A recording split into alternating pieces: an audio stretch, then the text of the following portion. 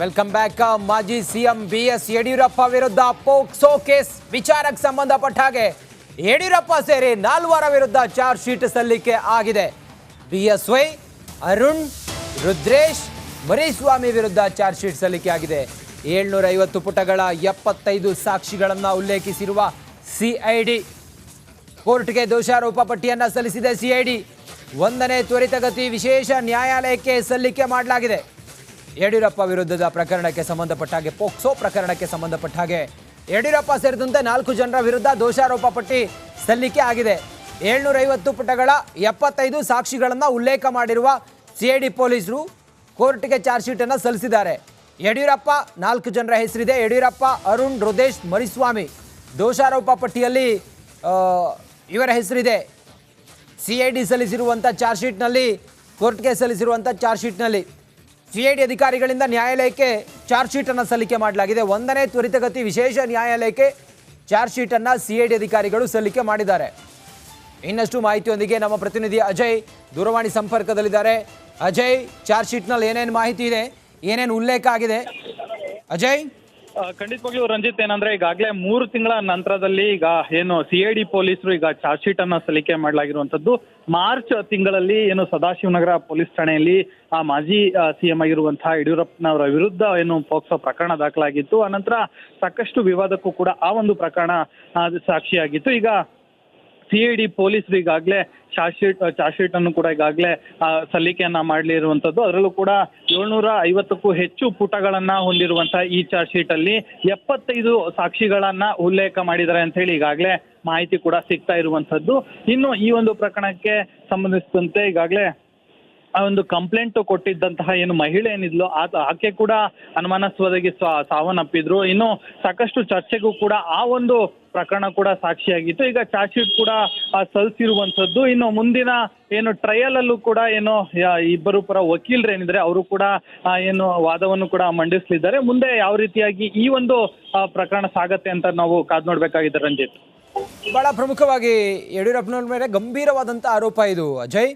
ಸದ್ಯ ಇದೀಗ ಮುಂದಿನ ಹಂತದಲ್ಲಿ ಯಡಿಯೂರಪ್ಪನವರಿಗೆ ಸಂಕಷ್ಟ ಎದುರಾಗುತ್ತಾ ಹೇಗೆ ಅಂತ ಮತ್ತೆ 4 ಜನರ ಹೆಸರು ಕೂಡ ಉಲ್ಲೇಖ ಮಾಡಿದ್ದಾರೆ. ಇದೆಲ್ಲವೂ ಕೂಡ ಮುಂದಿನ ಹಂತದಲ್ಲಿ ಹೆಂಗಿರುತ್ತೆ?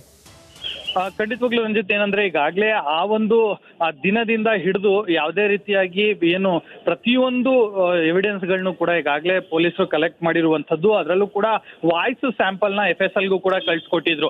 ಆ ವಾಯ್ಸ್ ಸ್ಯಾಂಪಲ್ ನಲ್ಲೂ ಕೂಡ ಯಡಿಯೂರಪ್ಪನವ್ರದೇ ವಾಯ್ಸ್ ಅಂತಾನು ಕೂಡ ಅದು ದೃಢೀಕರಣವನ್ನು ಕೂಡ ಮಾಡಲಾಗಿತ್ತು. ಸೊ ಹೀಗಾಗಿ ಈ ಎಲ್ಲ ನಿಟ್ಟಿನಲ್ಲೂ ಕೂಡ ಸಾಕಷ್ಟು ಏನು ಸಾಕ್ಷಿಗಳನ್ನ ಈಗಾಗಲೇ ಸಂಗ್ರಹವನ್ನ ಮಾಡಿದ್ದಾರೆ. ಅವೆಲ್ಲವೂ ಕೂಡ ಚಾರ್ಜ್ ಶೀಟ್ ಅಲ್ಲಿ ಉಲ್ಲೇಖ ಮಾಡಿರ್ತಾರೆ, ಗೌಪ್ಯವಾಗಿ ಕೂಡ ಇಟ್ಟಿರ್ತಾರೆ. ಈಗ ಚಾರ್ಜ್ ಶೀಟ್ ನ ಸಲ್ಲಿಸಿದ ಮೇಲೆ ಅದರಲ್ಲೂ ಕೂಡ ನ್ಯಾಯಾಧೀಶರು ನೋಡ್ತಾರೆ ಯಾವ್ಯಾವ ರೀತಿಯಾದಂತಹ ಒಂದು ಸಾಕ್ಷಿಗಳನ್ನ ಇವರು ಇಲ್ಲಿ ಉಲ್ಲೇಖ ಮಾಡಿದ್ದಾರೆ, ಅದಕ್ಕೆ ಯಾವ ರೀತಿಯಾಗಿ ಸಾಕ್ಷಿಗಳು ಬಂದು ಹೇಳ್ತಾರೆ, ಇವೆಲ್ಲವನ್ನು ಕೂಡ ಯಾವೊಂದು ಚಾರ್ಜ್ ಶೀಟ್ ಅಲ್ಲಿ ಕೂಡ ಈಗ ಗೊತ್ತಾಗತ್ತೆ. 75ಕ್ಕೂ ಹೆಚ್ಚು ಸಾಕ್ಷಿ ಅಂತ ಹೇಳಿ ಈಗಾಗಲೇ ಅದರಲ್ಲಿ ಉಲ್ಲೇಖ ಮಾಡಿರುವಂತದ್ದು. ಅದರಲ್ಲಿ ಕೆಲವೊಬ್ಬರ ಹೇಳಿಕೆಗಳಾಗಿರ್ಬೋದು, ಮತ್ತೆ ಕೆಲವೊಂದು ಎವಿಡೆನ್ಸ್ ಗಳಾಗಿರ್ಬೋದು, ಟೆಕ್ನಿಕಲ್ ಎವಿಡೆನ್ಸ್ ಆಗಿರ್ಬೋದು, ಈ ರೀತಿಯಾಗಿ ಸಾಕಷ್ಟು ಸಾಕ್ಷಿಗಳು ಕೂಡ ಹೊಂದಿದೆ ಅಂತ ಹೇಳಿ ಗೊತ್ತಾಗಿರುವಂತದ್ದು. ಅದೇ ನಿಖರವಾಗಿ ಇಂತಹದ್ದೇ ಸಾಕ್ಷಿಗಳು ಇದೆ ಅನ್ನೋದು ಕೂಡ ಇನ್ನು ಮುಂದಿನ ದಿನಗಳಲ್ಲಿ ಗೊತ್ತಾಗ್ತಾ ಹೋಗುತ್ತೆ. ಈಗ ಸದ್ಯದ ಮಟ್ಟಿಗೆ ಚಾರ್ಜ್ ಶೀಟ್ ಇವತ್ತು ಸಲ್ಲಿಕೆ ಆಗಿರೋದು. ಮುಂದಿನ ದಿನಗಳಲ್ಲೂ ಕೂಡ ಯಡಿಯೂರಪ್ಪ ಅವರಿಗೆ ರಿಲೀಫ್ ಆಗತ್ತಾ ಅಥವಾ ಸಂಕಷ್ಟ ಎದುರಾಗತ್ತಾ ಅನ್ನೋದನ್ನ ನಾವು ಕೂಡ ಕಾದ್ ನೋಡ್ಬೇಕಾಗಿದೆ Ranjit. Okay Ajay, thank you ನಿಮ್ಮೆಲ್ಲ ಮಾಹಿತಿಗಾಗಿ.